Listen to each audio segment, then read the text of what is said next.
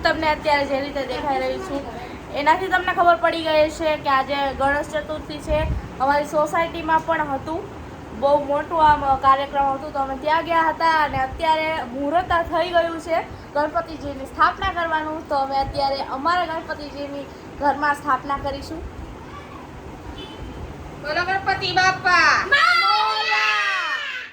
જો આ પાછળનું ડેકોરેશન સંજુએ કર્યું છે. આ મોરપીંછ વાળું તો મમ્મી લઈ આવ્યા હતા જ્યારે મૂર્તિ લેવા ગયા હતા ત્યારે.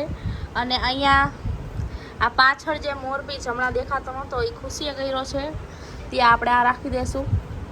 આ વધારે સારું લાગે છે એટલે. અને અહીંયા નીચે પણ અમારી જે પહેલાંની મૂર્તિ હતી ને જે ઘરમાં હતી એ પણ અમે અહીંયા રાખી છે અને 10 દિવસ સુધી અમે બંને મૂર્તિની પૂજા કરી શકીએ એટલે. અને આ બધા અહીંયા બેસી ગયા છે કારણ કે અત્યારે પૂજા કરવાની છે અમારે.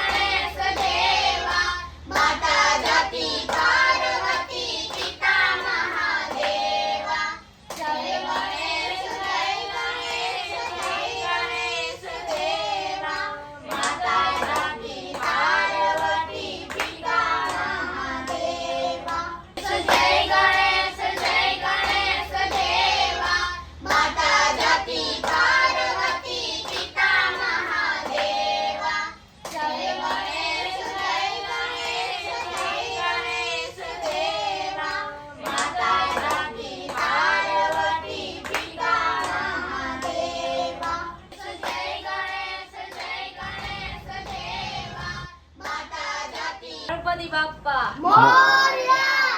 ઘીના લાડુ ચોર્યા. 3 days later.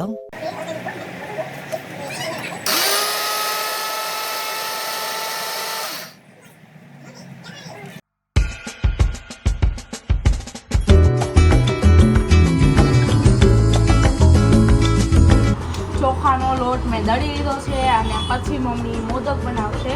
મમ્મી અત્યારે બહાર ગયા છે ત્યાં સુધીમાં હું ચોખાનો લોટ દળી લીધો મેં મોદક બનાવવા માટે. અને પછી મારે રોટલી માટે પણ લોટ બાંધવાનો છે તો એ પણ હું બાંધી લઉં.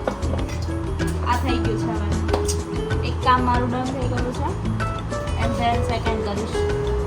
મમ્મી મોદક બનાવવાની તૈયારીઓ કરી રહ્યા છે. જો પહેલાં એમને પાણી નાખ્યું ગરમ થવા માટે, પછી ઘી, અને પછી શું નાખશો? ચોખાનો લોટ છે અને મીઠું પણ નાખ્યું છે થોડુંક. ચોખાનો લોટ નાખીને પછી એને એકદમ આમ હલાવવાનું, થોડું થોડું નાખતું જવાનું, પછી હલાવવાનું.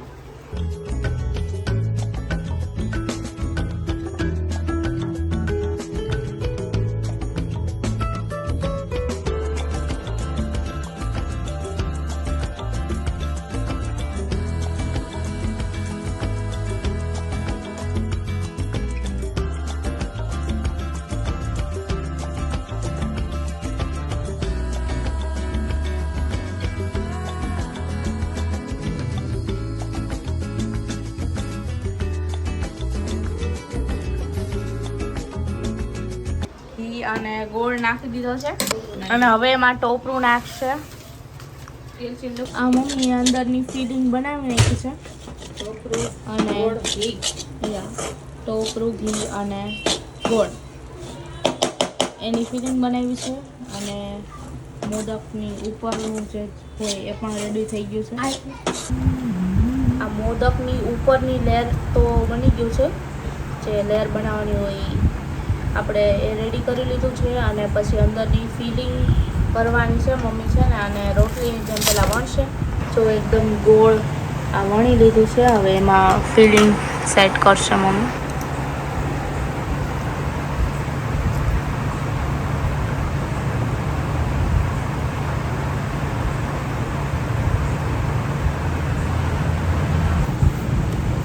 મોદક બનાવવા માટે બહુ મહેનત ચાલી રહી છે. આ ઉપરનું તો રેડી થઈ ગયું છે. હવે મમ્મી અંદર એમાં ફિલિંગ ભરશે જે રેડી કર્યું છે.